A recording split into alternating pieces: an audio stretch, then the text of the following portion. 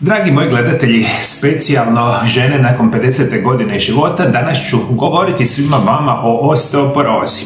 Govorit ćemo zašto nastaje osteoporoza, zašto je toliko teška i opasna bolest za sve vas. Koji su glavni razlozi da ćete dobiti ili imate osteoporozu.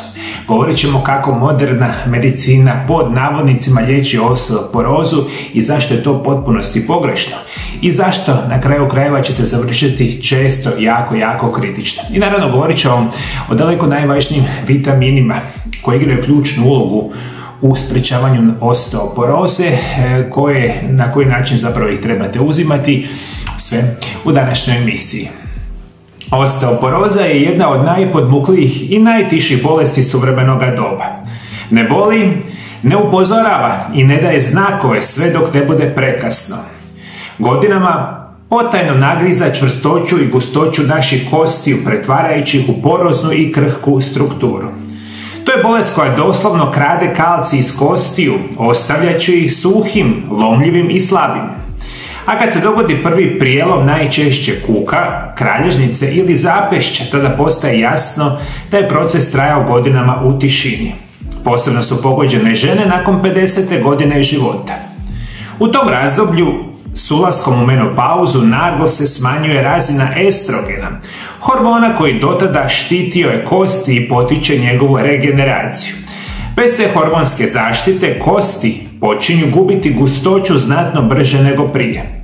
U samo 5 do 10 godina nakon menopauze žena može izgubiti do 30% koštane mase, što dramatično povećava rizik od samih prijeloma. I zato je osteoporoza, specijalno žena nakon 50. godine života, jedna od najvećih opasnosti što možete zamisliti, jer mi danas znamo da je ona praktično drugi uzrok invaliditeta u žena. Kao što vidite, počinje tiho, neprimjetno godinama i kad se dogodi prvi prijelom shvatite da imate osteoporozu. Isto tako osteoporoza igra jako i prilično veliku ulogu u svima, posebno ženama, iz psihološkog aspekta, jer mnoge žene su u strahu od ponovnih prijeloma i slično, razvijaju depresiju, stres i anksioznost i to je jedan bitan aspekt osteoporoze o kojima jako malo ljudi pričaju. Možemo reći, zato je važno razumjeti da osteoporoza nije bolest starosti, već posljedica dugotrajnog zanemarivanja prehrane, nedostatka kretanja, hormonalnih promjena i manjka ključnih vitamina i minerala. To je bolest koja se može spriječiti, ali samo ako djelujemo na vrijeme.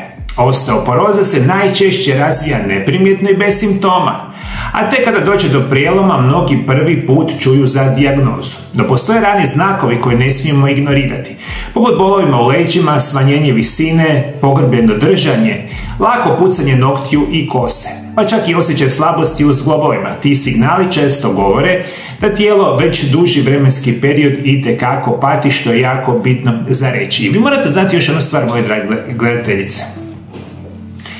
Same kosti nisu nekakva nepomična masa. Dakle, masa koja nam sad stoji pa imamo je, cijeli sami život. Apsolutno netočno. Kosti kao takve, kao i većina naših organa, se obnavljaju tijekom svoga života. I kosti ima jedan ciklus kada vi čak u potpunosti zamijenite kompletan koštani sustav. I ovo je specijalno bitno za vas žene nakon 50. godine života, kad radite ono sve što je pogrešno, najčešće radite, zato dobivate osteoporozu. Možemo reći da kosti su zapravo živo tkivo koje se neprestano obnavlja. Svakih 10 godina gotovo cijeli naš koštani sustav se zamijeni novim. No da bi se taj proces pravilno odvijao, potrebni su mu odgovarajući materijali, a to su minerali, vitamini i proteini. I kada vaše tijelo nema svakodnevne prehrane minerala, vitamina, ostalih nutrijenata, u riziku ste osteoporoze, a specijalno ste u riziku svi nakon 50. godine života, čak i ako se trudite kvalitetno jeste, vi niste apsolutno u stanju iz te kvalitetne, pod navodnicima, ili čak možda je zdrave hrane, izvući sve one minerale, vitamine i nutrijente, jer vaše tijelo to nije u stanju proizvesti ili apsorbirati iz prehrane. Zato vam trebaju kvalitetni dodaci prehrani svaki dan. I prije nego što nastavimo sa emisijom, želim vam reći jednu senzacionalnu vijest. Moja nova knjiga, koja se naziva Čudesni prirodni lijekovi, treći dio, u službenoj je u prodaju. Možete ju odmah sada kupiti na internetskoj stranici MarioLab.hr. Ovo je najveća, najdulja i najbolja knjiga koju sam ikada napisao. Jedan je prirodan nastavak moje 3 prethodne knjige, koje se nazivaju Isprekidani post, tajna zdravlja i dugovječnosti. Čudesni prirodni lijekovi, prvi dio, i naravno Čudesni prirodni lijekovi, drugi dio. Ove 3 knjige i ova moja nova knjiga vas uči kako se putem zdravog načina života, prirodnih lijekova, spriječavate i liječite najgore bolesti modernog čovjeka. Zašto vam treba ova knjiga ili sve ove moje knjige? Specijalno jer ovakve vrste informacije nemate praktično nigdje. Ne u Europi, nego u cijelome svijetu imate jako malo knjiga koji govore o nutricionizmu i prirodnim lijekovima. Imam još jednu veliku izvanrednu vijest. Zadnju godinu dana smo intenzivno radili da sve 4 moje knjige prevedemo na 11 stranih jezika. I moje knjige od sada su dostupne na rumunjskom, engleskom, njemačkom, talijanskom, grčkom, poljskom, bugarskom, slovačkom, turskom, francuskom i španjolskom jeziku. One su odmah sada svima vama dostupne na mojoj internetskoj stranici MarioLab.hr. Sve informacije imate dolje ispod video zapisa, samo vodite računa. Ove knjige koje su prevedene na sve strane jezike nisu dostupne kao tiskana knjiga, kao pisana knjiga, nego kao e-knjiga.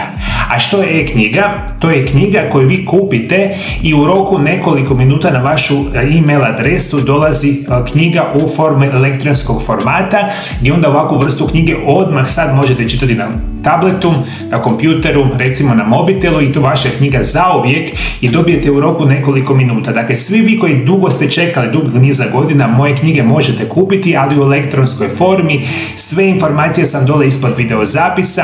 Moja internetska stranica MarioLab.hr je prevedena i na sve vaš 11 stranih jezika. Pronađite ikonice gdje možete prevesti internetsku stranicu, kupite knjige i odmah ih počnete čitati. Naravno, nova knjiga je dostupna kao tiskana knjiga. Imate puno popusta na pakete mojih knjiga. Drage volje, radim ovo da bi pomogao svima vama. Poklonite sebi nešto i vašima najbližima čudesne prirodne lijekove od Marija i moga znanja. Ajmo nastaviti dalje sa samom osteoporozom. Možemo reći, kada govorimo o glavnim uzrocima osteoporoze, najčešće se spominju godine i genetika. No istina je da je starost sama po sebi nije uzrok bolesti. Ona je samo vrijeme u kojemu se posljedice dugogodišnjih navika napokon pokažu, a naše kosti, baš kao i cijeli organizam, održavaju način na kojim živimo desetljećima prije nego što se bolest pojavi. Prvo ćemo govoriti o hormonalnom disbalansu. Jedan od prvih i najvažnijih uzroka osteoporoze kod žena je nagli pad estrogena nakon menopauze, a estrogen ima ključnu ulogu u održavanju ravnoteže između razgradnje i obnove kostiju. Kada ga je dovoljno, kosti se obnavljaju istom brzinom kojom se i razgrađuju, ali kada se razina estrogena smanji, tada se proces usporava. A stanice koje razgrađuju kosti, koje se nazivaju osteoklasti, postaju aktivnije, dok one koji ih obnavljaju, osteoblasti, rade sporije.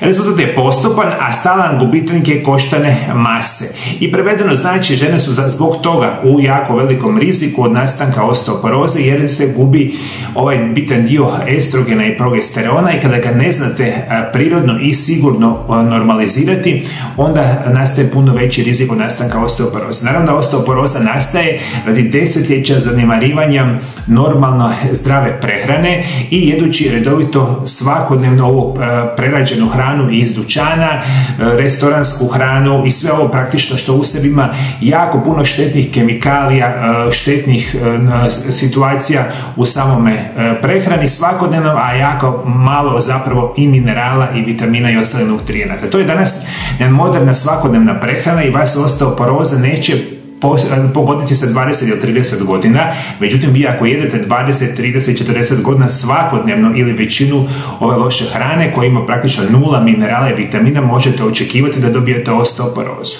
Osteoporoza isto tako nastaje radi nedostatka sunca i vitamina D.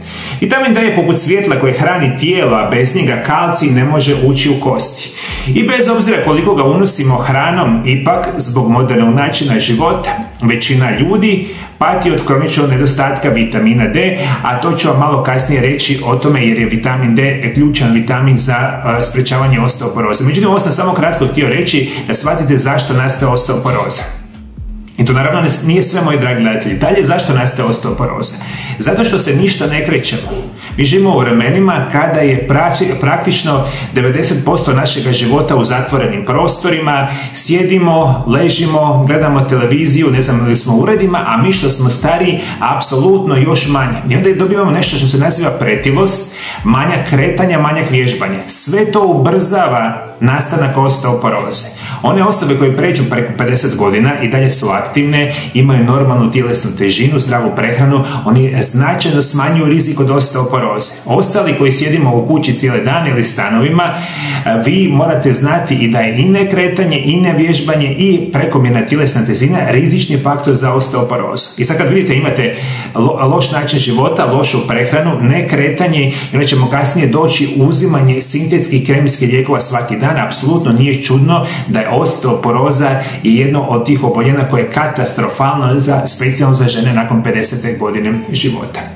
Ono što možemo reći, jedan od razloga zašto nastaje osteoporoza će biti apsolutno stres, loša probava i lijekova. Jer kronični stres je još jedan od tih neprijatelja kostiju.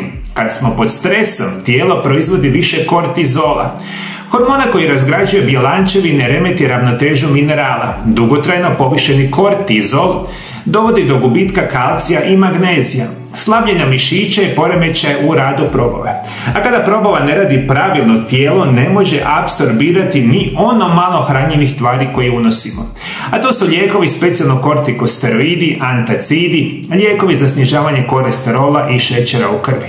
Oni mogu oštetiti crijevnu sluznicu, promijeniti mikrobiotu i smanjiti sposobnost tijela da iskorištava minerala i vitamine. Ovo vam prevedeno znači, moji dragi gledatelji, ono što morate shvatiti. Mi danas živimo u vremenima kada je praktično 95% bolesti koje mi danas imamo nazivaju se kronične bolesti.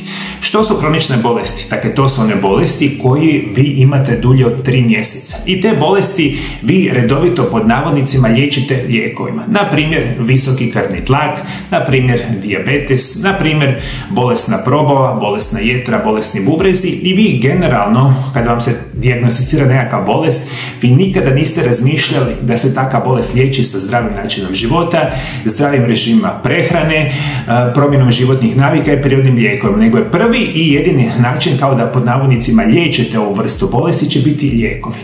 Niti jedna bolest u povijesti čovječanstva se nije liječila, govorimo o kroničnim bolestima nakon 3 mjeseca, kemijskim lijekovima, a cijeli ostali dio života zanemarimo. Što znači, nikada se niko nije izliječio kada je pio 5 godina kemijske lijekove, pa je 6. godinu prestao ih piti i vi sada bio potpuno zdrava osoba. To što vi mislite da ste vi zdravi, to je jedan od najvećih laži i najvećih zabluda modernog čovjeka i zato smo toliko abnormalno bolesni. Jer ono što vi smatrate da je zdravlje, to je ono kada vi popijete lijek, na primjer, za visoki krvni tlak, pa se vama visoki krvni tlak normalizira i ako vi ne popijete lijek, visoki krvni tlak ponovno naraste. Vi njega opet popijete, on spusti se, naraste, što vi radite? Vi zapravo samo smanjujete simptom bolesti, a uzrok, ono je zapravo zašto ste bolesni, samo raste svake godine. I vi kada ove silne količine kemikalija ubacujete u tijelo 1 godinu, 2 godine, 5, 10 godina, vaše tijelo počinje biti u potpunosti kaos. I onda krenete sa jednom tabletom, nakon 10 godina završite sa 10 tableta. Ja bi to trebao najbolje znati jer 26 godina gledam ovakvu istu situaciju. Ono što vi sada radite, moji dragi gledatelji, žrtvujete svoje trenutačno olakšavanje simptoma za kasnije rapidno pogoršavanje zdravlja. Još jednom napominjem, žrtvujete kada popijete tabletu da vam se malo simptom smanji, a zapravo ćete za koju godinu ili koji mjesec rapidno pogoršati svoje zdravlje. Jer ti takozvani lijekovi vam ništa ne liječe, nego smanjuju simptome. Da to jednostavnije shvatite, ako smatrate da ste potpunosti zdrava osoba, što mislite što bi se dogodilo ako ne bi nekoliko dana pili taj kemijski lijek? Jer bi vi bili zdrava osoba ili bi, na primjer, visoki krvni tlak podivljao katastrofa. Onda možete znati koliko ste vi zapravo zdravi. Zdrava osoba ne pije kemijske lijekove. Zdrava osoba to ne uzima. I to je ono što mi danas najčešće radimo. I kada gomilamo enormnu količinu lijekova, takozvanih godinama, neki čak i desetljećima, između ostalog, jedan od rizika je i osteoporoza, izvuče vam se kalcij iz kostiju i oboljevate. Međutim, idemo dalje, moji dragi gledatelji. Htio bih vam sad u ovom dijelu emisije govoriti kako moderna medicina opet sa kemijskim lijekovima liječi vašu osteoporozu i to je ono što većina ljudi zapravo uzima. Moderna medicina osteoporozu promatra kao problem koji treba zaustaviti lijekovima, a ne kao znak da tijelo vapi za prirodnom obnovom i ravnotežom. Umjesto da se krene od uzroka, od nedostatka hranjivih tvari, sunca, kretanja i hormona koje podržavaju zdrave kosti, terapija se svodi na kemijske pripravke koji pokušavaju prevariti tijelo i zadržati gustoću kostiju na umjetan način. Najčešće se propisuju bisfosfonati poput aldernonata, risdronata i ibardronata. To su kemijski lijekovi koji naizgled djeluju logično, oni uspostavljaju razgradnju kostiju ili usporavaju je i čine ju gušćima pod navodnicima. Međutim, taj privedni napredak na rentgenskoj snimci često skriva istinu.